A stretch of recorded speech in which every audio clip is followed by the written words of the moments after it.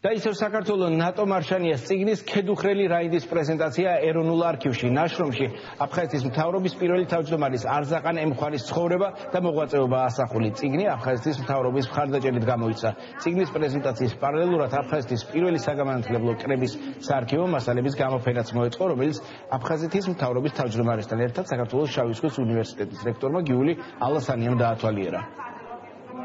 მე ვფიქრობ, რომ ქართულ ისტორიოგრაფიას კიდევ ერთი საინტერესო წიგნი შეეძინა და ამ წიგნში მოთხრობილია მისი მოღვაწეობა იმ პერიოდში, როცა სწორედ ბოლშევიკურმა ოკუპაციამ მოახდინა ანექსია საქართველოს ტერიტორიების და რა თქმა უნდა ძირძველი ტერიტორიის აფხაზეთისა. ძალიან დიდი პიროვნებაა მოგეხსენებათ და დღეს იმისი ციგნის პრეზენტაცია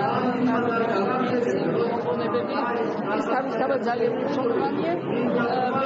მეორე აქ არის გამოფენა აფხაზეთში არსებული სკოლების სიუჟეტების და ესეც ძალიან საინტერესოა. ერთი ძალიან მნიშვნელოვანი იყო, რომ აი ბურუსიდან დავიწყების ბურუსი როგორია, აი ჩემი წინაპრის აჩვილი გამომიზეურები და ქართულ საზოგადოებისთვის მე